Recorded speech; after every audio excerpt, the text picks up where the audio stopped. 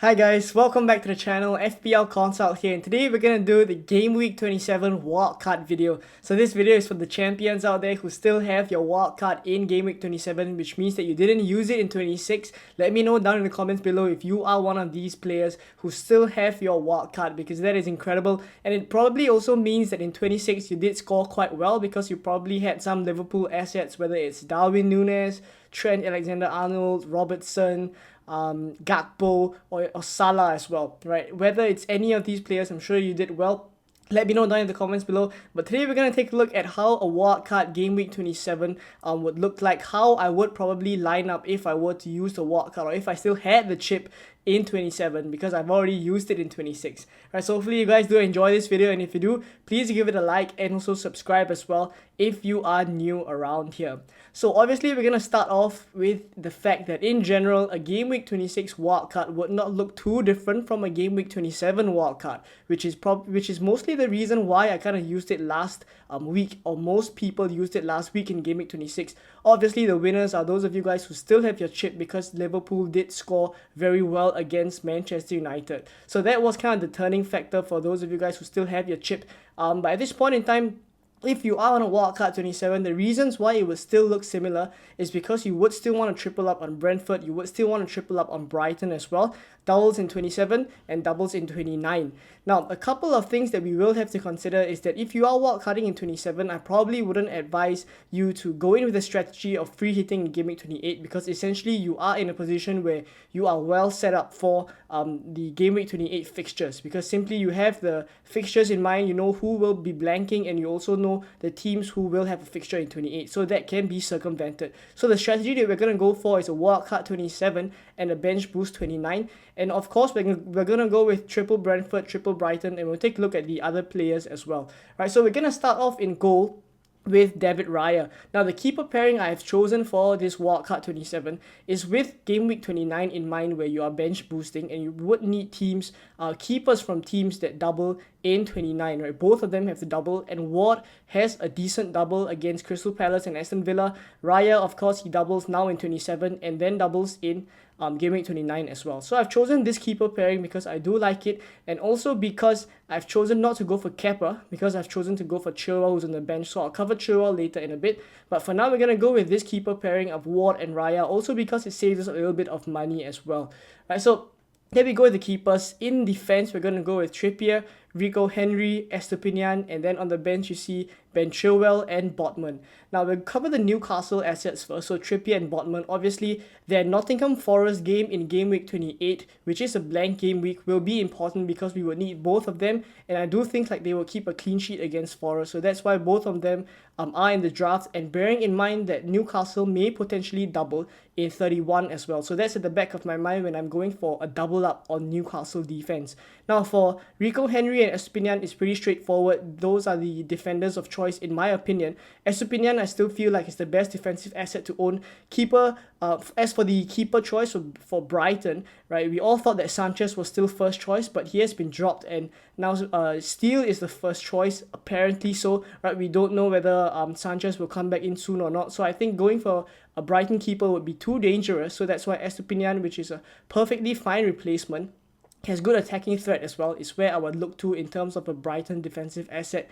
Now, Rico Henry, he doubles in 27, and now I know Pinnock just scored a goal against Fulham, but I wouldn't expect him to score every single game week. I think in terms of the sustainability of returns, Rico Henry did look very lively and did put in a couple of good crosses in the game against Fulham, so I am still going to go for Rico Henry ahead of Ethan Pinnock. I've chosen not to go for Ben Mee, of course, because of budget reasons. I think Ben Mee at 5 mil is a little bit too pricey for me, so I've chosen to go with Rico Henry.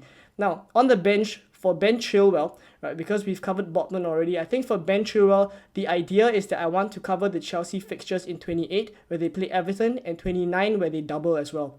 moving forward, their fixtures after 29 aren't too bad as well. So that's why I think having Ben Chilwell is a decent option. He did score a double-digit haul, 10 points in Game Week 26 as well. And it does look like he will be back in the side for quite a decent amount of time. His minutes look pretty secure as well, right? Of course, we don't know what will happen with Potter rotation, but I think Chilwell looks good for minutes. And on top of that, we know that when he plays consistently, he will get balls into the box that attackers can attack and score goals. So I do like the look of Chilwell because we know how attacking he can be. And if they do keep a clean sheet and he does get an attacking return, that's double digits for him. Right, so there we go. That's the keeper and the defenders. Let's now take a look at the midfield for this Wildcard 27 draft. So on to the midfielders, and this draft is going to have all 5 midfielders in the starting 11 for Game Week 27. So we're going to go with Salah, Saka, Mitoma, McAllister and Rashford. Now, Mitoma and McAllister, we'll talk about them first. In my own draft, I currently have Mitoma and March, right? My own team has Mitoma and March, and the reason was because I did feel like McAllister may be dropped back into that number 8 role, but now that we've seen him play a couple of times in that number 10 role, he's hogging a lot of the big chances, and on top of that, he's on set pieces, corners, he's on free kicks, he's also on penalties. So that's the big one, and I think we did see he just scored a penalty, right, in Game Week 27, so obviously he's definitely on penalties. There was never a doubt in terms of that, right, but just because of that threat of him being in the number 10 position and taking up a lot of the big chances, I think I prefer him slightly to March, right, but in general, the 3-choose-2 option, right, of Mitoma, McAllister and March is really one where I don't think you can go too wrong, right, picking any of those two. So for this draft, I'm going to go with the two that I prefer at this point in time, right, which is Mitoma and McAllister. So the rest of the midfielders, I've gone for Salah, Saka and Rashford. So Saka and Rashford, I think it's pretty straightforward. Saka, he does have good fixtures coming up all the way until 29, 30 and beyond as well. Rashford, we definitely need to have him.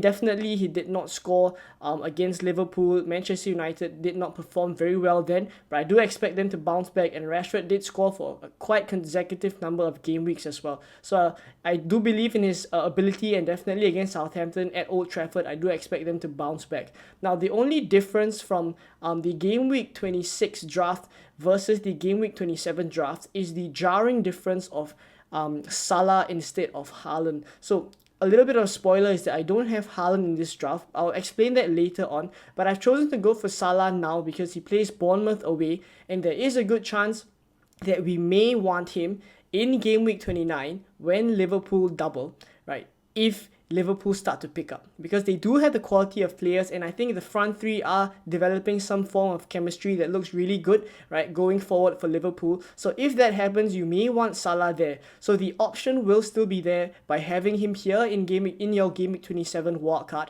right? And if they do pick up, you can choose not to sell him. In 28, you can bench him and then bring him on in 29 when he doubles, right? So that's why Salah's in this draft right now, right? And then let's take a look at the forwards to explain a little bit as to why Haaland is not included in this draft.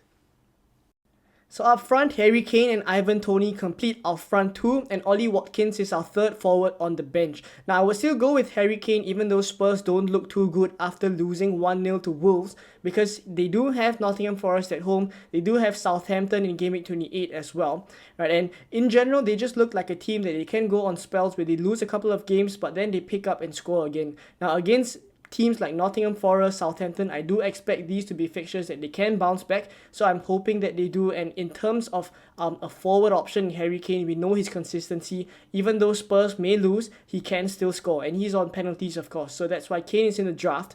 Ivan Toney, easy enough. He doubles in 27, doubles in 29. He's the attacker of choice for Brentford right now. So in terms of the ban as well, I think it does not seem as if we need to be too concerned, at least up until the end of Game Week 29, which is when we would want Ivan Toney. So going for him in this draft, I think, would still be safe enough, right? And for Ollie Watkins, the reason why I've chosen to go for him instead of Erling Haaland in his place is because Ollie Watkins has a fixture, Bournemouth in Game Week 28, and then he doubles in Game Week 29. So essentially, he will have an extra fixture ahead of Haaland, and that's why I think we are gambling on the fact that Liverpool would be a difficult game, right, for Erling Haaland when he plays them in game week 29. So essentially we're gambling on the fact that Ollie Watkins would be able to score more points than Erling Haaland during this period before we actually bring Haaland back in game week 30. So that is the thinking behind going without Haaland and instead going for Watkins, which essentially saves you a transfer and gives you an extra doubler in game week 29. So essentially looking at this team right now, this is the squad. You probably captain Ivan Toney and vice captain Mitoma. It is really close. For myself, the captain's armband is on Ivan Toney at this point in time because of the penalties, but you could go with Mitoma as well, but essentially you are still having 6 double game week players in game week 27. So Estupinian, Mitoma and McAllister from Brighton, Raya, Henry and Tony from Brentford. So that's your 6 doublers in game week 27. With free transfers, you can get to 10 players in game week 28. Right, so you will lose out on one player who blanks in game week 28, but come game week 29, using free transfers again, of course, you can get to 14 double game week players in game week 29 when you use your bench boost. So that is the thinking behind all these players in this draft right now, right, and with the bench boost in 29 in mind.